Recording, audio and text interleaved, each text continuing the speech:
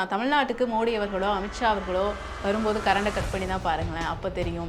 அதாவது திமுகவும் பாஜகவும் ஒரு மறைமுக உறவில் இருக்காங்க அப்படின்ற ஒரு குற்றச்சாட்டை முன்வைக்கிறாரு. அதை பற்றி நீங்கள் என்ன நினைக்கிறீங்க? குற்றச்சாட்டுகள் என்ன சொல்லணுங்கிறது கூட ஒருத்தர் எழுதி கொடுத்து தான் பேச வேண்டிய நிலைமை இருக்குது. சுயமாக இந்த மக்கள் இந்த பாதிப்பு அடைகிறாங்க அப்படிங்கிற அந்த கண்டிஷன்லாம் அவர் இல்லை. விஜய் முதலமைச்சர் ஆயிடுவார் அப்படிங்கிற ஒரு அந்த பேச்செல்லாம் கேட்கையில நமக்கு அது சிரிக்கிறதா, இவங்களை பற்றி நம்ம வருத்தப்படுறதா அப்படிங்கிற ஒரு கால சூழ்நிலை தான் இருக்குது. எல்லாருமே எம்ஜிஆர் ஆயிட முடியாது. ஆனால் அவர் சொல்கிற ஒரு குற்றச்சாட்டு திமுகவும் பாஜகவும் மறைமுக உறவில் இருக்காங்க அப்படின்றது. விஜய் தான் கூட்டணிக்காக இன்னைக்கு பல்வேறு கட்சிகளை வலை வீசுறாரு. நாங்கள் கூட்டணி ஆட்சி தர்றோம் அப்படின்னு வலை வீசுறாரு. இருந்தாலும் எந்த கட்சியுமே விஜய் பக்கம் போல.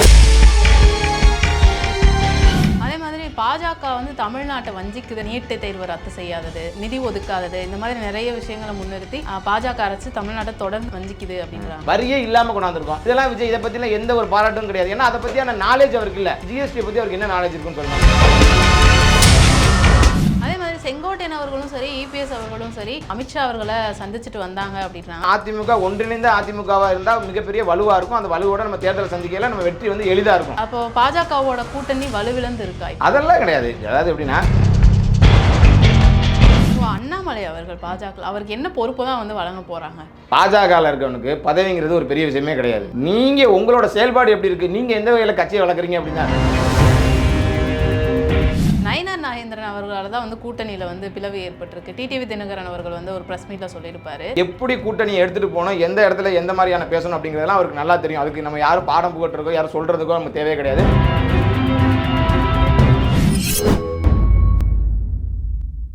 லிட்டில் டாக்ஸ் பிளஸ் நேயர்களுக்கு வணக்கம். இன்னைக்கு நம்ம கூட இந்த கான்வர்சேஷனில் பாஜகவை சேர்ந்த இளைஞரணி மாநில செயலாளர் வடிவேல் அவர்கள் தான் இருக்காங்க. வணக்கம். எப்படி இருக்கீங்க? நல்லா இருக்கு மேடம். பார்த்தீங்கன்னா விஜய் அவர்கள் பிரச்சாரம் தொடங்கிட்டாரு, ஒவ்வொரு ஊருக்காக போயிட்டு இருக்காரு. அவர் சொல்லும்போது பார்த்தீங்கன்னா தமிழ்நாட்டுக்கு மோடி அவர்களோ அமித்ஷா அவர்களோ வரும்போது கரண்டை கட் பண்ணி தான் பாருங்களேன், அப்போ தெரியும். அதாவது திமுகவும் பாஜகவும் ஒரு மறைமுக உறவில் இருக்காங்க அப்படின்ற ஒரு குற்றச்சாட்டை முன்வைக்கிறாரு. அதை பற்றி நீங்கள் என்ன நினைக்கிறீங்க? அதாவது விஜய் எப்படின்னா பார்த்துக்கிட்டீங்க அப்படின்னா குற்றச்சாட்டுகள் என்ன சொல்லணுங்கிறது கூட ஒருத்தர் எழுதி கொடுத்து தான் பேச வேண்டிய நிலைமை இருக்குது. இன்றைக்கி மக்கள் என்ன பாதிப்பு அடைகிறாங்கிறது கூட இன்னொருத்தன் எழுதி கொடுத்து அதை பார்த்து சூழ்நிலை தான் இருக்குது. அவருக்கு மக்களோட பிரச்சனை என்னன்னு தெரியுமா? மக்களோட பிரச்சனை நேரடியாக என்ன சந்திக்கிறாங்கன்னு தெரியுமா? அதெல்லாம் எதுவுமே தெரியாது. குற்றச்சாட்டுகளை கூட மற்றவர்கள் கூறுவதை பார்த்து அதை பார்த்து பேசுகிற நிலைமையில தான் அவர் இருக்கிறாரே தவிர அவருக்கு தனியாக சுயமாக இந்த மக்கள் இந்த பாதிப்பு அடைகிறாங்க அப்படிங்கிற அந்த கண்டிஷன்லாம் அவர் இல்லை. அதாவது அமித்ஷாவோ மோடியோ அரசியலில் எவ்வளோ பெரிய ஒரு அனுபவம் வாய்ந்தவர்கள். அவங்க எத்தனை வருஷமாக இந்தியன் பாலிடிக்ஸில் இருக்காங்க. மோடி கிட்டத்தட்ட 4 முறை முதலமைச்சராக இருந்து வந்திருக்காரு. இப்போ 3வது முறையாக பிரதமராக ஜெயிச்சுட்டு வந்திருக்காரு. இன்னும் கவுன்சிலர் தேர்தலில் கூட போட்டியிடாத விஜய் கண்ணா பின்னான்னு விமர்சிக்கிறது அப்படிங்கிறது அவரோட ஒரு இயலாமை. அவர் ஒரு பிறனா ஒரு கட்சியோட பொதுச் செயலாளர் ஒருத்தர் இருக்காரு, புஷி ஆனந்த், அவரெல்லாம் வச்சுக்கிட்டு நாங்கள் ஆட்சியை பிடிச்சிருவோம் அப்படிங்கிறது ஒரு மிகப்பெரிய நகைச்சுவையாக இருக்குது. இங்கே தமிழ்நாட்டில் இன்னமும் இளைஞர்கள், ஏராளமான இளைஞர்கள் விஜய் முதலமைச்சர் ஆயிடுவார் அப்படிங்கிற ஒரு அந்த பேச்செல்லாம் கேட்கையில நமக்கு அது சிரிக்கிறதா, இவங்களை பற்றி நம்ம வருத்தப்படுறதா அப்படிங்கிற ஒரு கால சூழ்நிலை தான் இருக்குது. இந்த பிரச்சாரங்கள்லாம் ஒரு நடிகர் அப்படின்னு பார்த்தீங்க அப்படின்னா சிரஞ்சீவி இதுக்கு முன்னால் அவர் கூடுனதுக்கு லட்சக்கணக்கான பேர் கூடியிருக்காங்க, விஜயகாந்த் வந்ததுக்கு லட்சக்கணக்கான பேர் கூடியிருக்காங்க, சரத்குமார், இந்த மாதிரி ஏகப்பட்ட நடிகர்கள் நம்மளால் சொல்ல முடியும். இவ்வளோ நடிகர்கள் வந்திருக்காங்க, ஆனால் அரசியலில் ஜெயிச்சிருக்காங்களாம் கிடையாது. எல்லாருமே எம்ஜிஆர் ஆயிட முடியாது. விஜயோட அரசியல் இதுக்கு வரவேற்கிறது நாங்கள் வரவேற்கிறோம். ஆனால் அது வெற்றி பெறுமா அப்படிங்கிறது தேர்தலுக்கு இன்னும் 6 மாதம் இருக்குது. நீங்கள் பார்க்க தான் போகிறீங்க எல்லாருமே. ஆனால் அவர் சொல்கிற ஒரு குற்றச்சாட்டு திமுகவும் பாஜகவும் மறைமுக உறவில் இருக்காங்க அப்படின்றது. அதை பற்றி என்ன சொல்ல? அது மக்களுக்கே தெரியுங்க. பிஜேபியும் திமுகவும் எப்படிங்க மறைமுக இதில் இருக்க முடியும்? நாங்கள் அதிமுகவோட கூட்டணியில் இருக்கோம். எங்களுக்கு நேர் எதிரியே யாருன்னு கேட்டிங்கன்னா எங்களுக்கு கொள்கை எதிரி, நேர் எதிரி எல்லாமே திமுக தான். திமுகவுக்கும் பிஜேபிக்கும் எவ்வளோ பெரிய ஃபைட் போயிட்டு இருக்குங்கிறது 8 கோடி மக்கள் பார்த்துக்கிட்டு தான் இருக்காங்க. அதனால் நாங்கள் திமுகவை தொடர்ச்சியாக விமர்சிக்கிறது. இன்றைக்கி விஜய் விமர்சிக்கலாம், விஜய் கட்சி ஆரம்பித்து 1 வருஷத்தில் விமர்சிக்கலாம். ஆனால் நாங்கள் தொடர்ச்சியாக அவங்களோட அந்த 5 ஆண்டு காலமாக இருக்கட்டும், அதுக்கு முன்னாடியே இருக்கட்டும், திமுகவை தொடர்ச்சியாக விமர்சித்து எதிர்கட்சியாக களத்தில் போராடிட்டு இருக்கிறது யாருங்க தான் பாஜக தான். அப்புறம் சும்மா ஒரு பேச்சுக்கு வேணால் சொல்லலாம், இவங்க 2 பேரும் மறைமுக கூட்டணி. என்ன மறைமுக கூட்டணி வச்சாங்க? எங்கள் திமுக இங்கே 40 சீட்டு ஜெயிச்சனால தான் பிஜேபிக்கு இங்கே மெஜாரிட்டி கவர்மெண்ட்டே அமையலை. அந்த மாதிரியான சூழ்நிலைலாம் போயிட்டு இருக்கையில் நாங்கள் எப்படி கூட்டணி அமைக்க முடியும்? விஜய் தான் கூட்டணிக்காக இன்றைக்கி பல்வேறு கட்சிகளை வலை வீசுறாரு. நாங்கள் கூட்டணி ஆட்சி தர்றோம் அப்படின்னு வலை வீசுறாரு. இருந்தாலும் எந்த கட்சியுமே விஜய் பக்கம் போல. எந்த கட்சி இன்றைக்கி தமிழ்நாட்டில் விஜய் கூட்டணியை ஏற்றுக்கிட்டு போயிருக்காங்கன்னு சொல்லுங்கள். பெரிய கட்சிகள் ஏதாவது ஒரு கட்சி இன்றைக்கி விஜயோட கூட்டணியை ஏற்றுக்கிட்டு போயிருக்காங்கன்னு சொல்லுங்க. அப்போ அதெல்லாம் கிடையவே கிடையாது. விஜய் என்ன பேசணும்னு தெரியாமல் அவர் புஷி ஆனந்த் எழுதி கொடுக்குறதையும் ஆதவர்ஜனா எழுதி கொடுக்குறதையும் பேசிக்கிட்டு இருக்காரு. அவ்வளோதான். அதே மாதிரி பாஜக வந்து தமிழ்நாட்டை வஞ்சிக்குது அப்படின்னு சொல்லியிருக்காரு. நீட்டு தேர்வு ரத்து செய்யாதது, கல்வி நிதி ஒதுக்காதது, இந்த மாதிரி நிறைய விஷயங்களை முன்னிறுத்தி பாஜக அரசு தமிழ்நாட்டை தொடர்ந்து வஞ்சிக்குது அப்படின்றாங்களே. அதாவது ஏதாவது போகிற போக்கில் 19 ஏதாவது சொல்லிட்டு போகலாம். புள்ளி விவரமாக அவரால் சொல்ல முடியுமா? நாங்கள் தமிழ்நாட்டுக்கு என்னென்ன பண்ணியிருக்கோம் அப்படின்னு சொல்ல முடியுமா? 8 வந்தே பாரத் ட்ரெயின் இங்கே ஓடிக்கிட்டு இருக்கு. விஜய்க்கு தெரியுமா? வந்தே பாரத் ட்ரெயின்னா என்ன அப்படிங்கிறது விஜய்க்கு தெரியுமா? இதுக்கு முன்னாடி பார்த்தீங்க அப்படின்னா தமிழ்நாட்டில் மெட்ரோ ட்ரெயினுக்கு 65,000 கோடி கொடுத்துருக்கு. யார்? மோடி கவர்மெண்ட் தான் கொடுத்துருக்கு. அது விஜய்க்கு தெரியுமா? எதையுமே புள்ளி விவரம் இல்லாமல் தாண்டோடித்தனமாக பேசிகிட்டு இருக்காப்புல. எந்த திட்டத்துக்கு நாங்கள் கொடுக்கலன்னு சொல்லுங்கள். ஏதாவது ஒரு திட்டத்தை சொல்லி இந்த திட்டத்துக்கு நாங்கள் வந்து மத்திய அரசாங்கம் வந்து நிதி கொடுக்கல அப்படின்னு சொல்லியிருந்தா நாங்கள் சொல்கிறது ரெடி. இன்றைக்கி ஜிஎஸ்டியில் வந்து 0 டேக்ஸ் கொண்டாந்துருக்கோம். இதுக்கு முன்னாடி 4 இதாக இருந்ததா இன்னும் 2 முறையாக கொண்டாந்துருக்கோம். 12% 18% அந்த வரம்பில் கொண்டாந்துருக்கோம். 28% இல்லாமல் ஆக்கியிருக்கோம். தனிநபர் கடன், தனிநபர் உடல்நிலை, காப்பீடு திட்டம், படிப்புக்கான புத்தகங்கள், பென்சிலு, பேனா, இதுக்கெல்லாம் 0 டேக்ஸ் வரியே இல்லாமல் கொண்டாந்துருக்கோம். இதெல்லாம் விஜய் இதை பற்றிலாம் எந்த ஒரு பாராட்டும் கிடையாது. ஏன்னா அதை பற்றியான நாலேஜ் அவருக்கு இல்லை. அவர் வந்து சினிமாவில் எழுதி கொடுக்குற டைலாக்கு அதே மாதிரி இங்கே வந்து பேசிட்டு போகிறாரே தவிர அதை பற்றியான நாலேஜ், ஜிஎஸ்டியை பற்றி அவருக்கு என்ன நாலேஜ் இருக்குன்னு சொல்லுங்கள். கூட்ஸ் அண்ட் சர்வீஸ் டேக்ஸை பற்றி அவருக்கு என்ன, அதை பற்றி அவர் என்ன எக்ஸ்ப்ளனேஷன் பண்ணிடுவார்னு சொல்லுங்க பார்ப்போம். எதுவுமே இல்லை. படத்தில் பேசுகிறத இன்றைக்கி வந்து திரையில் பேசுகிறத இன்றைக்கி வந்து தரையில் பேசுகிறாரே தவிர மற்றபடிக்கு அவருக்கு ஊழல் ஒழிக்க போகிறோங்கிறாங்க. அதுக்கான மாற்று வழி என்னன்னு சொல்லுங்க பார்ப்போம். ஊழல் ஒழிக்கிறேன்னு 19 யார் வேணாலும் பேசிட்டு போயிடலாம், நானே பேசிட்டு போயிடலாம். அதுக்கு மாற்று வழி உங்ககிட்ட என்ன இருக்குது? மாற்று வழியை சொல்லு. இன்றைக்கி ஆயிரக்கணக்கான கட்சிகள் இருக்குது தமிழ்நாட்டில். உன்னோட மாற்று என்ன? உன்னோட மாற்று எதுவுமே இல்லாதனால தான் இன்றைக்கி வந்து எந்த ஒரு அரசியல்வாதியும் போய் சேரவே மாட்டேங்கிறான். இன்றைக்கி ஊழல் பெருகி கிடக்கு. அந்த ஊழல் ஒழிக்கிறதுக்கு உனக்கு என்ன உன்னோட தத்துவம் என்ன இருக்குது? நீங்கள் குறிப்பாக நான் உங்களுக்கு தெளிவாக சொல்கிறேங்க. இன்றைக்கி தமிழ்நாட்டோட மோஸ்ட் கரப்டட் பொலிட்டிஷியன் யாருன்னு கேட்டால் நேற்று பிறந்த பச்சை குழந்தை கூட சொல்லணும், செந்தில் பாலாஜின்னு. ஆனால் அதே செந்தில் பாலாஜி தமிழ்நாட்டில் நிற்கிற எந்த தொகுதியில் இருந்தாலும் ஜெயிக்கிறாரு, எந்த சின்னத்தில் இருந்தாலும் ஜெயிக்கிறாரு, எந்த கட்சிக்கு போனாலும் திரும்ப ஜெயிக்கிறாரு. ஏன்? மக்களே ஊழலை வந்து கிட்டத்தட்ட வந்து ஏற்றுக்கிற நிலைமையில தான் இருக்குது. அப்போ வந்து அரசியல்வாதி வந்து ஊழல் எப்படி தப்புன்னு உணர்வான்? அந்த காலத்தில் தான் இருக்குது. அதாவது விவேகானந்தர் கூப்பிட்டாரு, 100 இளைஞர்கள் கொடுங்க, அந்த நாட்டையை நான் திருத்தி காட்டுறேன் அப்படின்னு சொன்னார். இன்றைக்கி வந்து ஒருத்தன் கூட இன்றைக்கி போகலை. இன்றைக்கி வந்து விஜய் வந்து ஒரு தத்துவம்னா என்ன, கொள்கைனா என்ன, சித்தாந்தம்னா என்னன்னே தெரியாத ஒரு நடிகருக்கு பின்னாடி இன்றைக்கி வந்து லட்சக்கணக்கான இளைஞர்கள் போய் கூடி நிற்கிறான். அப்போ இதை எதிர்பார்க்கல என்ன சொல்லுது? அரசியல்வாதி சினிமாக்காரனை குத்தம் சொல்கிறத விட இன்றைக்கி தமிழ்நாடு மக்கள் 6 கோடி மக்கள் அவங்க கிட்ட தான் இன்றைக்கி டிசிஷன் அத்தாரிட்டி இருக்குது. அவங்கள நினச்சி பார்க்கல, அவங்க மேலே தான் குத்தமாக தெரியுது. இன்றைக்கி சென்னையில் 1 மணி நேரம் மழை பெஞ்சா முட்டிக்காலுக்கு தண்ணி தேங்குது. 24 மணி நேரம் டாஸ்மாகில் சரக்கு ஓடுது. 45 மாதத்தில் 6500 கொலை நடந்திருக்கு. இந்த 8 மாதத்தில் 3,60,000 தெருநாய்கள் வந்து மனுஷனை கடிச்சிருக்கு. இதை பற்றிலாம் எவனுக்காவது கவலை இருக்கா? அதை பற்றிலாம் எவனும் கவலைப்பட மாட்டான். உன்னை ஜெயிக்க வைக்கணும்னா நீ எனக்கு என்ன தர்ற? இதான் டீலு.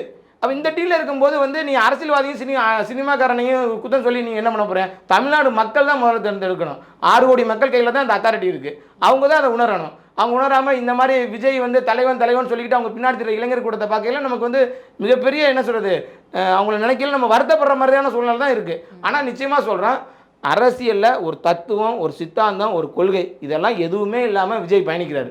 அந்த தத்துவங்கிறது என்னன்னு கேட்டிங்க அப்படின்னா ஒரே வார்த்தை பெரியாருங்கிறார், அம்பேத்கருங்கிறார். அது கிடையாது. பிறப்புக்கும் எல்லா உயிருக்கும் என்ன சொல்ல முடியும்? அடுத்த வரையும் நீ சொல்லு, அடுத்த வரையும் உனக்கு சொல்லையே. இதுதான் இன்னைக்கு விஜயோட அரசியல். இப்போ வந்து அப்போ நீங்கள் சொன்னதுபடி பார்த்தா ஊழல் வந்து அப்போ எல்லா கட்சியிலும் இருக்குது, அதை மக்கள் ஏற்றுக்கிட்டாங்க. அப்போ ஊழலை ஒழிக்கவே முடியாது. அதாவது ஊழலை ஒழிக்கணும்னா அதுக்கு உண்ட மாற்று சக்தி என்னன்னு கேட்குறேன். நீ ஊழலை எதிர்த்தானே நீ அரசியலுக்கு வர்ற. எல்லா சொல்கிறதானே ஆட்சிக்கு நிற்கும் போது நீங்கள் புதுசாக நீங்கள் புது கட்சி ஆரம்பிக்கிறீங்க. நீங்கள் புது கட்சி ஆரம்பிக்கிறீங்க. இப்போ உங்ககிட்ட தானே மாற்று இருக்கணும். நீங்கள் மாற்றத்தை சொன்னால் தான் நீங்களும் என்ன மாதிரியே நான் போட்டிருக்கதே நீங்களும் போட்டு வந்தீங்கன்னா அப்போ என்ன உங்களுக்கு மாற்றம்? நான் ஏன் உங்களை நம்பணும்? பொதுமக்கள் ஏன் உங்களை நம்பணும்? இல்லை எல்லா கட்சியுமே இதை சொல்கிறீங்க தானே, ஊழலை ஒழிச்சிரும், நாங்கள் ஆட்சிக்கு வந்தால் ஊழல் இருக்காது, ஊழல் இருக்காது, எல்லா கட்சியும் தான் சொல்கிறீங்க. ஆனால் மாற்று வழி யாருமே இல்லை. இவங்களோட தத்துவமே அதான் இருக்குது. பிஜேபியோட தத்துவம்னா என்ன? தேசியமும் தெய்வமும் இங்கே 2 கண்ணு. நாங்கள் தேசியத்தையும் விட மாட்டோம், தெய்வத்தையும் விட மாட்டோம், 2 கண்ணுன்னு சொல்கிறோம். இன்றைக்கி வந்து காங்கிரஸ் என்ன சொல்கிறாங்க? செகுலரிசம் பேசுகிறாங்க. அவங்களுக்கு திராவிட கட்சிகள் வந்து திராவிடம் பேசுகிறாங்க. அது அவங்களோட தத்துவம். விஜய்க்கு என்ன தத்துவம்னு சொல்லுங்கள். தத்துவமே என்ன சொல்கிறாருன்னா ஊழலையும் லஞ்சத்தையும் ஒழிப்புங்கிறதா அவரோட தத்துவமே. அப்போ ஊழலையும் லஞ்சத்தையும் நீ ஒழிக்கிறங்கிறதா உன் தத்துவமாகவே இருந்தீங்கன்னா அதுக்கு என்ன வழி? மாற்று வழி என்ன? அதை தான் நான் கேட்குறோம். எங்களுக்கு அது 1 ஆஃப் த 10 பாயிண்டில் ஒரு பாயிண்ட் ஊழல் குறைக்கணுங்கிறது. நீ மெயின் பாயிண்டே அதை தான் சொல்கிறேன். அப்போ உன்னோட மாற்று வழி என்ன? சும்மா வாயில் மட்டும் பேசிட்டு போனால் நாங்கள் எப்படி ஏற்றுக்க முடியும்? ஆனால் அதான் சொல்ல திரை பிரபலத்தை தாண்டி அந்த லட்சக்கணக்கான இளைஞர்கள் கூறாங்களே தவிர தத்துவம், கொள்கை, சித்தாந்தம் அதெல்லாம் எதுவுமே கிடையாது.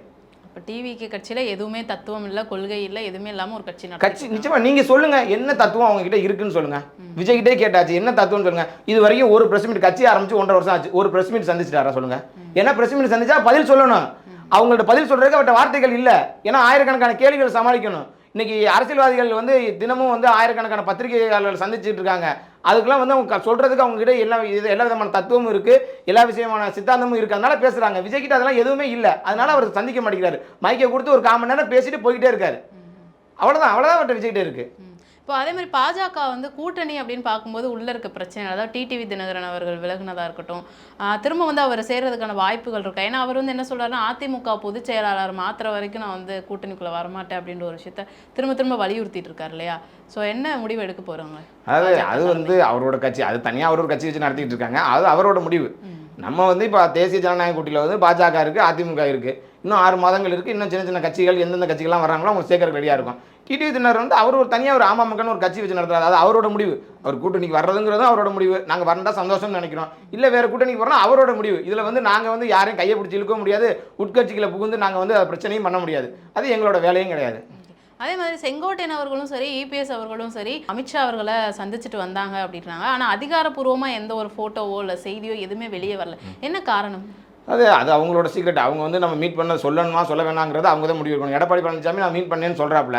ஸோ எங்களை பொறுத்த வரைக்கும் எப்படின்னா, அதிமுக ஒன்றிணைந்த அதிமுகவாக இருந்தால் மிகப்பெரிய வலுவாக இருக்கும். அந்த வலுவோட நம்ம தேர்தலை சந்திக்கையில் நம்ம வெற்றி வந்து எளிதாக இருக்கும், எளிமையாக இருக்கும். ஒரு வலிமையான கூட்டணியோட சந்திக்கையில் எளிமையாக இருக்குங்கிறது அமித்ஷா விரும்புகிறாங்க. அதனால அவங்க 2 பேரும் ஒன்று சேர்க்கணும், ஒரு ஒன்றிணைந்த அதிமுகவை சேர்க்கணும்னு நினைக்கிறோம்.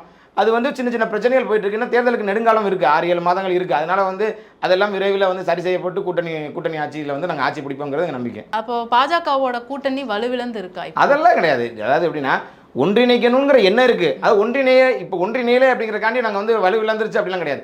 ஒன்றிணைத்து எல்லாரையும் ஒன்றிணைத்து செயல்பட்டால் இன்னும் வலுப்பெறும். இப்போ 80% வெற்றி வாய்ப்பு இருக்கிறத ஒன்றிணைத்தோம்னா 100% வெற்றி வாய்ப்போட நாங்கள் போகிறோம். 80%ங்கிறதுல நம்ம டவுட் இருக்குல்ல, இன்னும் ஒரு 20% அதை வந்து நமக்கு ஃபுல்ஃபில் பண்ணிடணும்னு நாங்கள் நினைக்கிறோம். அதான் உண்மையான காரணம். இப்போ அண்ணாமலை அவர்கள் பாஜக அவருக்கு என்ன பொறுப்பு தான் வந்து வழங்க போகிறாங்க? அது அண்ணாமலை அடிக்கடி சொல்லுவாப்புல, பதவிங்கிறது வெங்காயம் மாதிரி உரிக்க ஒன்றுமே இல்லை அப்படிங்கிறது. பாஜகவில் இருக்கவனுக்கு பதவிங்கிறது ஒரு பெரிய விஷயமே கிடையாது. நீங்கள் உங்களோட செயல்பாடு எப்படி இருக்குது, நீங்கள் எந்த வகையில் கட்சியை வளர்க்குறீங்க அப்படின்னா, ஒரு சாதாரண காரியகர்த்தாவாக இருக்கட்டும், ஒரு கிளை செயலாளராக இருக்கட்டும், அவன் அந்த கட்சியை எப்படி வளர்த்துட்டு போகிறாங்கிறத முக்கியம், தவிர அதுக்கு பதவி கொடுத்தா தான் நான் அந்த வேலை செய்வேன் அப்படிங்கிறது பிஜேபியில் கிடையவே கிடையாது. அப்படி இல்லை, அவர் ஒரு சாதாரண தொண்டராக இருந்தால் பரவாயில்ல, அவர் மாநில தலைவராக இருந்தவர் ஏற்கனவே பாஜகவில். அப்படின்றப்போ இப்போ அவர் எந்த ஒரு பொறுப்புலையும் இல்லாமல் அவர் காரியகர்த்தாவாக இருந்தாலுமே, இப்போ அதாவது ஃபியூச்சரில் வந்து ஏதாவது பொறுப்புகள் வழங்குறதுக்கான இன்னைக்கு எல்லா தலைவர்களுமே இப்போ பொறுப்பு இல்லாமல் தான் இருக்காங்க. இப்போ எங்கள் கவர்னராக இருந்து வந்தாங்க, தமிழிசை மேடம் இருக்காங்க, அவங்களுக்கு இது வரைக்கும் எந்த பொறுப்பும் அறிவிக்கல. அச்சுராஜா இருக்காங்க, அவங்களுக்கு எந்த பொறுப்பு இல்லை. அது பொறுப்புகள் இனிமேல் தான் அறிவிப்பாங்க. எப்படி நீங்கள் நினைக்கிற மாதிரி கட்சிங்கிறது உட்கட்சி தேர்தல் இப்போ தான் நடந்து முடிஞ்சிருக்கு. இப்போ தான் எங்களுக்கு மாநில தலைவர், புது மாநில தலைவரே நாங்கள் அப்பாயின்மெண்ட் பண்ணியிருக்கோம். இன்னும் தேசிய அளவில் போகல, இன்னும் தேசிய தலைவர் எங்களுக்கு அப்பாயின்மெண்ட் பண்ணலை. அது ஜேபி நட்டாஜியோட பதவி காலம் முடிஞ்சிருச்சு, இன்னும் புது தலைவர் வந்து அப்பாயின்மெண்ட் பண்ணல. தேசியத்தில் புது தலைவர் அப்பாயின்மெண்ட் பண்ணாத, தேசியத்தில் அவர் கீழே உள்ள பதவிகள், தேசிய துணைத் தலைவர், தேசிய செயலாளர், பொதுச் செயலாளர்லாம் இனிமேல் தான் அறிவிப்பாங்க. ஸோ அதுக்கான இன்னும் காலங்கள் வரல, அதனால வெயிட் பண்ணிட்டு இருக்காங்களே தவிர பதவி கொடுக்கக்கூடாது, பொறுப்பு கொடுக்கக்கூடாதுங்கிறது வந்து இன்டென்ஷன் கிடையாது. இன்னும் வரும் காலகட்டத்தில் கண்டிப்பாக அவருக்கான பதவி இருக்குது. அண்ணாமலையினோட தேவை எவ்வளவுன்னு பிஜேபிக்கு கண்டிப்பாக தெரியும். அதனால நிச்சயமா அவருக்கான பொறுப்புகள் வழங்கப்படும். பாஜக அதிமுகவோட கூட்டணி ஏன்னா வந்து ஒரு பிரிவு ஏற்பட்டு மறுபடியும் வந்து அந்த கூட்டணி அமைஞ்சிருக்கு அப்படின்றப்போ அது எந்த அளவுக்கு ஒரு ஸ்ட்ராங்கா இருக்கு? எடப்பாடி பழனிசாமி அவர்களே ஒரு வாயால சொல்லிட்டார், பாஜகவோட ஆதரவுனால தான் நாங்கள் ஆட்சி நடத்தி முடிச்சோம், அவங்களுக்கு நான் விசுவாசமாக இருப்பேன் அப்படிங்கிறத அவர் எடப்பாடி பழனிசாமி அவர்களே சொல்லியிருக்காங்க. ஸோ எந்த அளவுக்கு பாண்டிங் இருக்குன்னு பார்ப்போம். எங்கள் அண்ணாமலை என்னன்னுமே எடப்பாடி பழனிசாமி அவர்களை முதலமைச்சர் ஆக்கணும் அப்படிங்கிறத அமித்ஷா முன்னிலையிலே வலியுறுத்தியிருக்காரு. ஸோ அந்த கூட்டணி வந்து இன்னமும் நம்ம வந்து ரொம்ப ஸ்ட்ராங்காக தான் போய்கிட்டு இருக்கு. ஸோ அதனால் வந்து கண்டிப்பாக வந்து இன்னைக்கு டிஎம்கேக்கு மேலே உள்ள ஆன்டி இன்கம்பன்சி ஓட்டு எல்லாமே கண்டிப்பாக அதிமுகவோட கூட்டணி, பிஜேபியோட அந்த தேசிய ஜனநாயக கூட்டணி பக்கம் தான் திரும்பும். அந்த ஆன்டி இன்கம்பன்சி ஓட்டுனாலே கண்டிப்பாக வெற்றி வாய்ப்பு நிச்சயமாக எங்களுக்கு தான் இருக்குது. இப்போ நயினார் நாகேந்திரன் அவர்களால் தான் வந்து கூட்டணியில் வந்து பிளவு ஏற்பட்டிருக்கு. டிடிவி தினகரன் அவர்கள் வந்து ஒரு ப்ரெஸ் மீட்டில் சொல்லியிருப்பாரு, அவருக்கு வந்து கூட்டணி ஹேண்டில் பண்ண தெரில அப்படின்னு சொல்லிட்டு. அதை பற்றி என்ன சொல்ல விரும்புறீங்க? அதாவது நயினார் நாகேந்திரன் பார்த்தீங்கன்னா அரசியலில் வந்து பலந்து கொட்டப்பட்டவர். அவர் வந்து இன்னைக்கு நேற்று அரசியலுக்கு வந்தவரில், அவர் நெடுங்காலமாக அரசியல் பண்ணுறாரு, அமைச்சராக இருந்திருக்காரு, எம்எல்ஏவாக இருந்திருக்காரு, அதெல்லாம் பார்த்துட்டு தான் அவர் அந்த இடத்துக்கு வந்திருக்காரு. அதனால் எப்படி கூட்டணி எடுத்துகிட்டு போகணும், எந்த இடத்துல எந்த மாதிரியான பேசணும் அப்படிங்கிறதெல்லாம் அவருக்கு நல்லா தெரியும். அதுக்கு நம்ம யாரும் பாடம் புகட்டுறக்கோ யாரும் சொல்கிறதுக்கோ நமக்கு தேவையே கிடையாது. அதுவும் மத்திய பிஜேபி வந்து என்னென்ன பண்ணணும் அப்படிங்கிறதையும் அவங்க சொல்லிக்கிட்டு தான் இருக்காங்க. ஸோ அதனால் வந்து எந்த மாதிரி காய் நகர்த்தினா எந்த மாதிரி பண்ண முடியும் அப்படிங்கிறது நயினார் நாகேந்திரனுக்கு தெளிவாக தெரியும். அதனால் நீங்கள் கவலையப்பட வேணாம், கரெக்டான நேரத்தில் கரெக்டான முடிவு எடுத்து கரெக்டாக வந்து வெற்றி வாய்ப்பு கிடைக்கும். கண்டிப்பாக. ஸோ நிறைய விஷயங்கள் பகிர்ந்துக்கிட்டீங்க, ரொம்ப நன்றி. நன்றி.